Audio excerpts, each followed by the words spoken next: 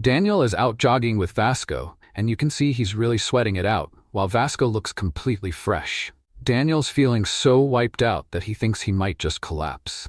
After they finish their run, Vasco gives Daniel a pat on the back for a job well done. Between gasps, Daniel asks Vasco if just running is enough, or if he should pick up a martial art or something. Vasco tells him there are no shortcuts. He explains that hard work pays off, so if Daniel puts in the effort, he can really change himself. Daniel notices the bench press and asks Vasco if he works out every day. Vasco casually mentions that he does 100 push-ups, 100 sit-ups, 100 squats, and runs 10 kilometers daily. Daniel can't help but wonder how Vasco still has all his hair. Just then, Jace shows up, and Vasco asks if he used telepathy to find him. Jace replies that he just figured Vasco would be here. He then gives Daniel a look and tells Vasco that he hasn't had much time to hang out with him because he's been busy training Daniel for the last 3 days.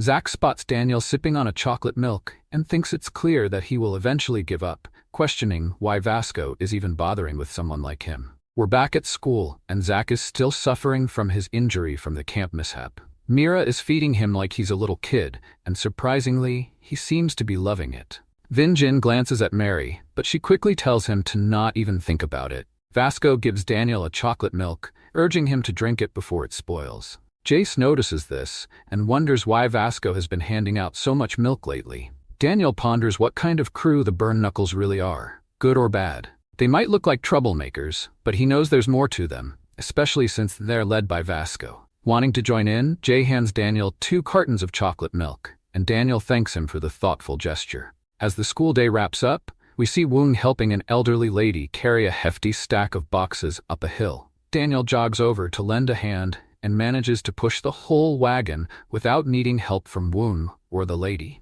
Woong stares at his hand, amazed that Daniel managed to push the whole wagon all by himself. Meanwhile, in another part of town, 2 kids are crying because their expensive ball is stuck in a tree, and they know their parents will be furious if they can't get it back. Jace notices the situation and decides to kick the tree to try and shake the ball loose. He starts sweating and thinks he should have just kept walking, instead of trying to look cool by kicking the tree. Just as he's having that thought, the tree shakes and the ball falls free. We see Daniel with his leg out, having knocked the ball down with a single powerful kick. He greets Jace, saying it looked like he needed help getting the ball down.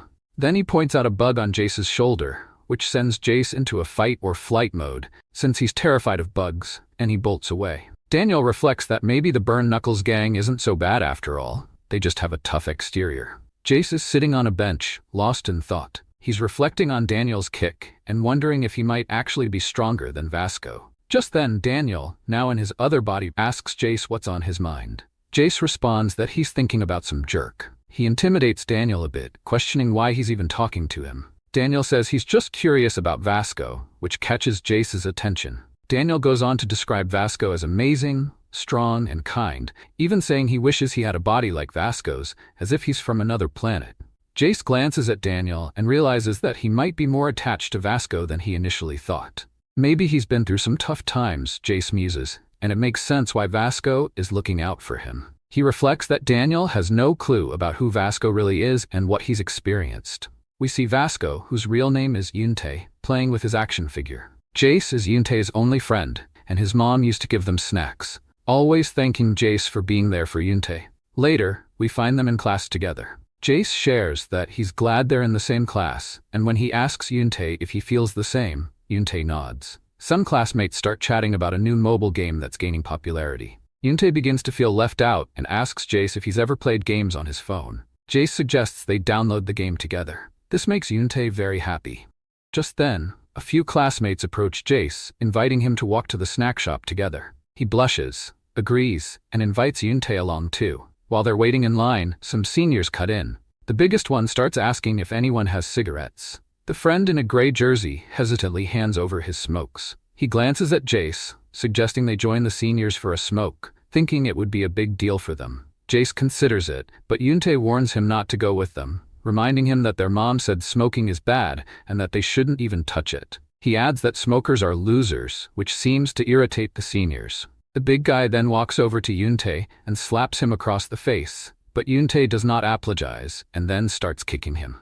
Everyone is stunned as Yuntae silently endures the hits. Jace can't even look at Yuntae. The senior in the yellow jacket warns Yoontae that he'll regret calling them losers. The next day, Yoontae shows up to class covered in blood. Jace tries to comfort him, saying those bullies are just pathetic losers who pick on smaller kids like Yoontae, but Yoontae insists he's okay. Jace thinks to himself that Yoontae seems fine, but being around him feels risky, so he decides to keep his distance. Some time passes. Yoontae invites Jace to the snack shop, but Jace declines, saying he's already going with some other friends. He ends up sipping his chocolate milk alone. Some more time passes. While outside the school looking for a place to smoke, Jace hears someone crying and goes to check it out. It turns out to be Euntae, sobbing all by himself. Jace's eyes go wide. He's never seen Euntae cry before, so he quickly turns and runs away, trying to forget what he just witnessed. The next week, Euntae is absent from school. Jace knows he's not the type to just skip out, so he worries that something must have gone wrong. Still, he tells himself it might be for the best since Euntae was clearly struggling just to come to school every day. Then, one of his friends catches his attention and tells him that he's been asked to bring Euntae's friend to the seniors. Jace arrives and notices some seniors picking on another student. Two of them spot him and wave him over. The senior in the yellow jacket turns to Jace and asks if he knows why he's there. "Not really," Jace replies, his voice shaky. The senior kicks the other student, who crumples to the ground in pain. Then he pulls out what looks like a pen and asks the student if he wants to end up like that. The student's eyes widen, and he scrambles back against the pole. Jace starts to worry if he's going to face the same treatment as the kid in front of him. The senior in the yellow jacket begins drawing on Jace's face and asks if Euntae is his best friend. Jace nods, "Yeah." The senior then shoves the marker up his own nose, changes his tone, and tells Jace that Euntae has been missing school for 2 days. He warns Jace to bring Euntae back by tomorrow or he'll be the one hanging on that pole, and the thing in his nose won't be a marker. After they leave, Jace and the other students start wiping the marker off their faces. The kid with glasses tells Jace that Euntae is incredible. He gets beaten up every day but never complains. Jace thinks to himself that Euntae is really tough, and he couldn't handle that. Fast forward to when Jace is about to ask Euntae to return to school. He stands outside the door, unsure of how to talk to his friend, whom he feels he has let down. He opened the door, and it was very dark inside. Jace asked if Euntae was asleep, and Euntae wanted to know why he had come to visit. Jace rubbed his head and explained that he hadn't seen him at school for 2 days, so he wanted to check in. He handed Euntae some notes and started to look around the room, spotting some tissues stained with blood. Jace thought to himself that Euntae must have been hurt pretty badly. To encourage him to return to school, Jace mentioned that they hadn't hung out in a while, and there was a lot of homework piling up.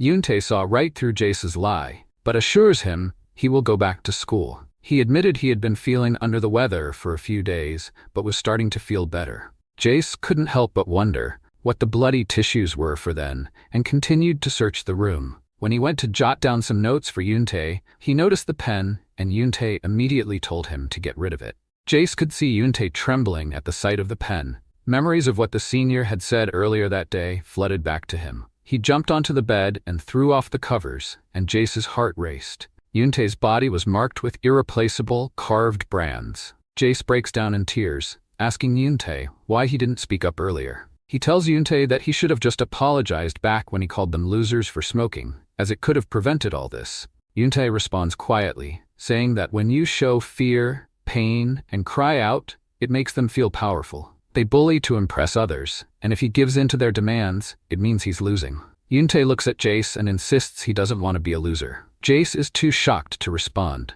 The next day, Jace confronts the seniors, telling them that Euntae is really hurt and they should stop their actions. Suddenly, a fist comes flying at him, hitting him right in the face. Jace clutches his face in agony, wondering how Euntae has endured this pain for so long without a word. The big senior taunts him, asking if he's ready for another hit, and starts targeting Jace while he lies helpless on the ground. The senior leader gets furious, warning that if Jace wants to play the hero, he'll have to face the consequences. He tells his buddies to close the door and keep an eye on things in the hallway. It's just the two of them now. The senior reminds Jace that he had already warned him. If he didn't bring his friend today, he'd be the one hanging out with him instead. He pulls out the tool he used to mark Euntae. He mentions that while it's meant for eyebrow tattoos, it can also work on belly buttons. Jace shuts his eyes, bracing for a sharp pain in his stomach, but Euntae shows up just in time. Feeling guilty for dragging his friend back to school, knowing he was just going to face a beating, Jace can't bring himself to look at Euntae. He reflects on everything Euntae has done for him and feels he can't even call himself Euntae's friend anymore, given all the trouble he's put him through.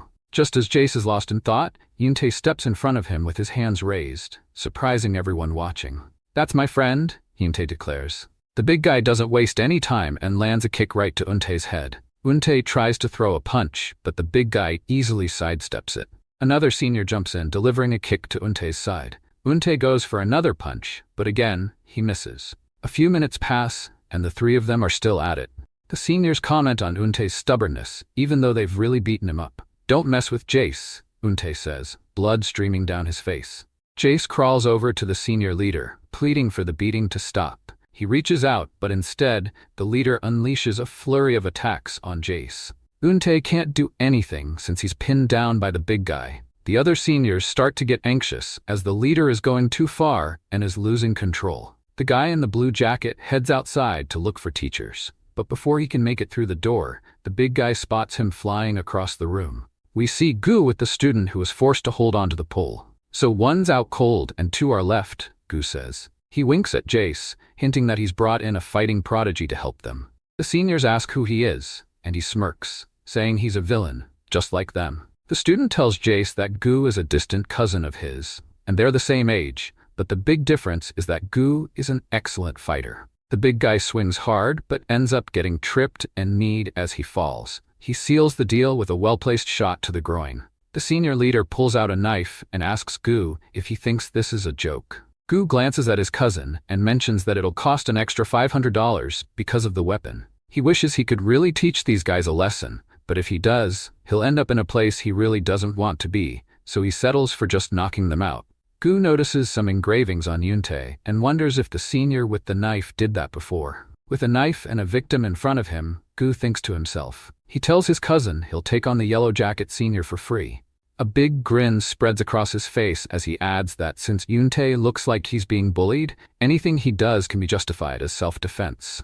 His cousin feels a sinking feeling, admitting he was afraid something like this might happen again. Gu's cousin remarks that bad things happen when a wicked person crosses paths with someone even more wicked. The leader charges in for an attack. Before he can get close enough, Gu swings a chair at him. While the leader is down on the ground, he mocks him for being cheap for using a knife in a fistfight.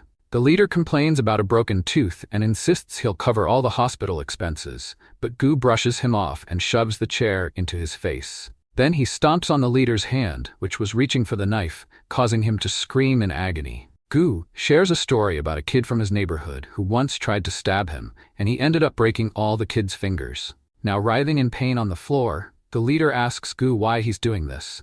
Gu flashes an evil grin and replies, "For no reason at all." The leader trembles in fear and ends up wetting himself. Just then, teachers burst through the door and take in the chaotic scene. They manage to calm things down and escort everyone to the principal's office, where the three seniors accuse Gu of abuse. However, Gu defends himself, claiming he was just protecting himself and the injured boy. He warns the principal that if he gets punished for defending a relative from a knife-wielding maniac, he'll take the matter to the press. He adds that the school could either face serious consequences or let him leave peacefully.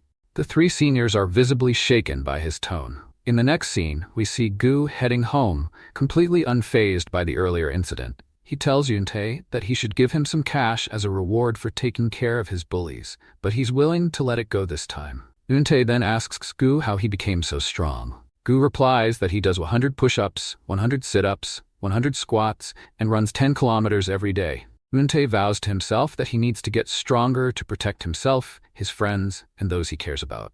Gu's cousin offers them a skewer, and Euntae flinches at the sight of the sharp needle. Jace is at a loss for words. Fast forward a few days, and we find the two chatting. Jace mentions that since Euntae loves birds, he got a bird tattoo. He shows off a bluebird tattoo on the left side of his chest. Euntae is in awe, but gets nervous when he remembers that getting a tattoo involves a tattoo gun. Jace teases him about being a chicken, but Euntae insists he'll get the tattoo no matter what. He gets the bluebird tattoo in the same place as Jace. We flash back to before Jace got his ink. He pleads with the tattoo artist to give his friend a cover-up, but the artist thinks Jace is out of his mind for wanting to tattoo a kid. He tells Jace to leave and never return since it's illegal to tattoo minors. In the next scene, we see Jace outside in the cold, sitting on the ground. His snot has frozen, and he's starting to show signs of hypothermia.